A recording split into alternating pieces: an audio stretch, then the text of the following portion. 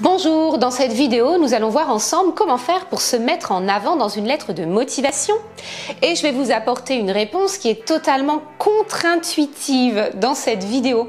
Car effectivement, je vais vous recommander de ne pas vous mettre en avant dans une lettre de motivation.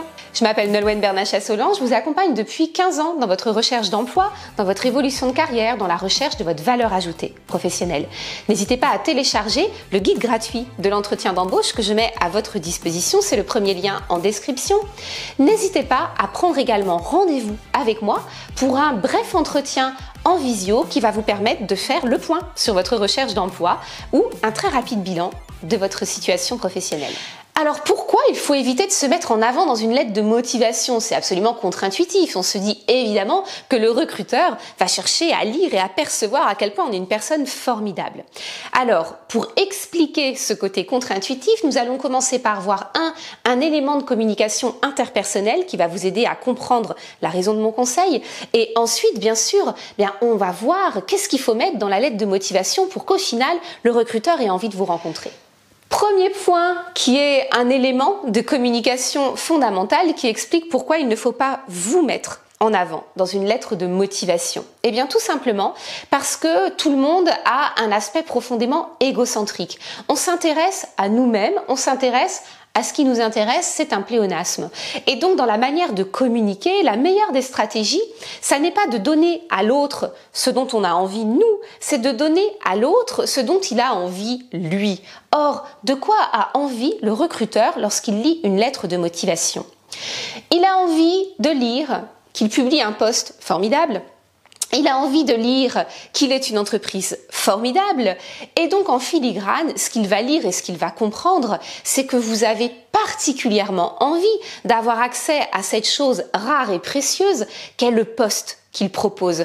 C'est donc une stratégie maligne et inversée qui est de mettre en valeur ce qu'il propose pour montrer à quel point vous êtes motivé pour l'obtenir.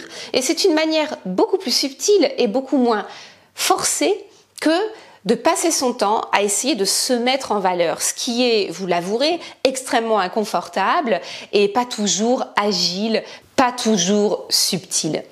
À présent, nous allons voir ensemble qu'est-ce que vous allez mettre en valeur dans la lettre de motivation. Vous allez commencer par mettre en valeur le poste, c'est-à-dire vous allez expliquer les raisons pour lesquelles vous avez envie de réaliser les missions qui sont décrites dans le poste, pourquoi le périmètre tel qu'il a été décrit par le recruteur correspond exactement à la typologie d'emploi que vous recherchez à l'heure actuelle. Vous allez mettre en valeur également l'environnement au sein duquel vous allez évoluer en allant chercher des informations bien sûr sur le site internet de l'employeur, en essayant de comprendre de manière plus précise quel est le futur environnement de ce poste et vous allez mettre en valeur cet aspect-là également.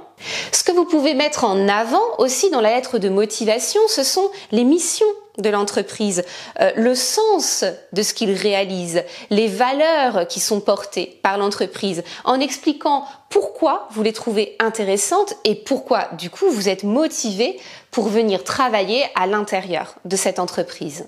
Vous le comprenez, c'est donc en adoptant une stratégie inversée, en mettant en valeur le poste que vous cherchez à obtenir, l'entreprise à l'intérieur de laquelle vous avez envie de travailler, c'est en les mettant en valeur eux que vous allez le mieux prouver la nature de votre motivation et les raisons pour lesquelles vous briguez le poste.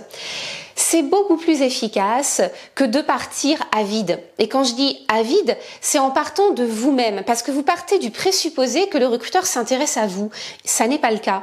Le recruteur, il s'intéresse à ce qu'il a à réaliser maintenant, c'est-à-dire trouver quelqu'un pour le poste. Et donc, ce qui l'intéresse en priorité, c'est le poste. Et c'est pour ça que si vous commencez à parler de ça, vous allez tout de suite créer un contact, vous allez tout de suite attiser sa curiosité et lui donner envie de vous rencontrer.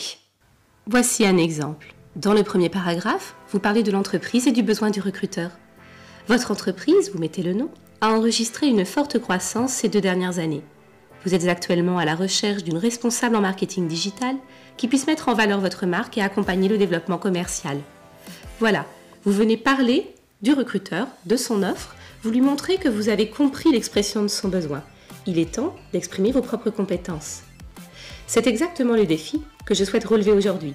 Intégrer un département en pleine mutation afin d'y être force de proposition. Je possède une expérience de plus de 5 ans, ainsi que de solides compétences que j'ai hâte de pouvoir partager avec votre équipe. Il convient à présent d'être un peu plus précis ou précise dans l'expression de vos compétences en donnant des résultats chiffrés ou qualitatifs. En effet, lors de mon poste précédent et sous la supervision directe de la direction marketing, j'ai eu l'opportunité de repenser intégralement le site internet afin d'optimiser le SEO et de mettre en place une stratégie de communication sur les réseaux sociaux avec les résultats suivants. Vous faites ainsi la démonstration que non seulement vous avez compris le besoin, non seulement vous avez les compétences et la motivation, mais que vous avez la possibilité de prouver de manière concrète, de montrer que vous avez déjà réalisé ce type de mission avec des résultats avérés. Si cette vidéo vous a plu, signalez-le, abonnez-vous à ma chaîne YouTube de manière à recevoir tous mes conseils pour bien rédiger vos CV, vos lettres de motivation et vous préparer de manière optimum à vos futurs entretiens de recrutement. Merci d'avoir regardé la vidéo jusqu'au bout et à bientôt dans d'autres vidéos.